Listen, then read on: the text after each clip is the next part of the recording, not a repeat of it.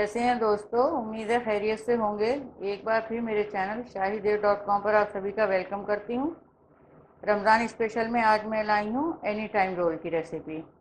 इसके इंग्रेडिएंट्स मैं आपको बता दूँ। ये मैंने 6 स्लाइस लिए हैं ब्रेड के, जिनके मैंने जो ब्राउन साइड्स होते हैं हिस्से उनको निकाल करके छोटे टुकड़ों में काट के रख लिया है। अच्छा, ये 2 टेबल स्पून मेरे पास कॉर्नफ्लोर है और 2 टेबल स्पून दूध, 2 टेबल स्पून दही का मैंने एक ही मिक्सचर बना के रखा हुआ है। ऑयल है डीप फ्राइंग के लिए। और ये मेरे पास 2 क्यूब मैंने प्रोसेस चीज़ के लिए थे, ग्रेट करके रखे हुए हैं। लाल मिर्च का पाउडर है 1/4 टीस्पून। नमक कम ही डालिएगा क्योंकि प्रोसेस चीज़ में भी होता है, ब्रेड में होता है और चाट मसाला इसमें डलेगा उसमें भी होता है। तो मैंने थोड़ा सा ही लिया है इसमें, 1/4 टीस्पून से थोड़ा सा बस ज़्यादा, हाफ से कम और 1/4 से ज़्यादा। अच्छा, ये चाट मसाला है हाफ टी स्पून। ये जीरे का पाउडर है 1/4 टीस्पून। ये थोड़ा सा मैंने हरा धनिया काट के रखा हुआ है। और ये एक छोटी प्याज मैंने छोटे छोटे टुकड़ों में काट के रखी। बहुत छोटी प्याज थी, अगर आपके पास मीडियम साइज तो उसको हाफ लें। अच्छा, शुरू करने से पहले आपको बता दूं, मेरा फूड ब्लॉग है shahidev.com के नाम से। वहाँ पर ही विजिट करें, वहाँ की रेसिपी ट्राई करें। सब्सक्राइब करें मेरे फूड ब्लॉग को, उसका लिंक नीचे डिस्क्रिप्शन में दिया हुआ है। चलें फिर शुरू करते हैं। ये देखें, दूध और दही जो मैंने मिला करके रखा हुआ था, इससे मैं अभी ब्रेड को सोक कर लूँगी। बस 2-3 मिनट में ही ये सॉफ्ट हो जाएगी। इसको ढक कर के रख देंगे। उसके बाद बाकी के मसाले इसमें डलेंगे। बस इसको ऐसे अच्छे से दबा दबा करके, ताकि नीचे तक इसका जितना भी लिक्विड है चला जाए इसमें। इसको थोड़ी देर के लिए ढक करके रखेंगे और फिर बाकी की चीज़ें जब ये सॉफ्ट हो जाएगा फिर आगे बता दें क्या करना है। ये देखें, ब्रेड पूरी तरह से सॉफ्ट हो गई है, जो दूध और दही का मैंने इसमें मिक्सचर डाला था। अब जो हमारे पास बाकी की चीज़ें हैं वो से इसमें डाल के उनको सबको अच्छे से मिक्स कर लेंगे। ये कॉर्नफ्लोर है मेरे पास, पहले इसको डाल देंगे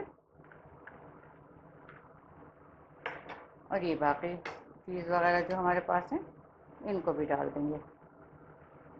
इनको अच्छे से मिक्स करके फिर इनके रोल बना के मैं आपको दिखाती हूँ। ये देखिए, अच्छे से मैंने सब मिक्स कर लिया है इसको। अब इसके छोटे छोटे रोल बना करके और फिर ऑयल में फ्राई कर लेंगे। अब ये है कि अगर थोड़ा हाथ पे ये आपको स्टिक हो, चिपके, तो या तो थोड़ा पानी या फिर ऑयल से इसको हथेलियों को अपने थोड़ा गीला कर लीजिएगा। बस छोटे छोटे बनाएं, ज़्यादा बड़े नहीं। इस तरह से ये सब मैं बना के रख लूँगी और फिर इनको फ्राई करते जाएंगे। एक और मैं बना करके दिखाती हूँ। हल्का सा पानी, ज़्यादा नहीं लगाना, नहीं तो फ्राई करने में परेशान करेंगे। बहुत अच्छे बनते हैं, ज़रा सा पकौड़ियों से हटके इसका टेस्ट होता है। रमज़ान में नया ज़रूर ट्राई करें, कुछ ना कुछ। बच्चों को बहुत अच्छे लगते हैं ये। देखिए, ऐसे ही हम सब अपने रोल बना करके रख लेंगे। देखिए, मैंने ऑयल गरम कर लिया है। इसको बहुत हाई फ्लेम पे मत बनाइएगा, बहुत तेज़ तेल में नहीं। नहीं तो ये होगा कि ऊपर से बन जाएंगे, नीचे से अंदर से जो है तमाम कच्चा रह जाएगा ये। अच्छा, इनको जब दोबारा से उठाए तो हल्की सी शेप दे लीजिएगा। बस ऐसे ही ये हल्की सी अपनी हथेली को ग्रीस कर लें तो ये चिपकेगा नहीं। ध्यान रखिएगा कि बहुत तेज़ आंच पे ना बने ये। ये अपना थोड़े थोड़े से करके डालेंगे, इसमें ज़्यादा एक साथ नहीं। फ्राइंग चीज़ों में हमेशा थोड़ा ही डालना चाहिए।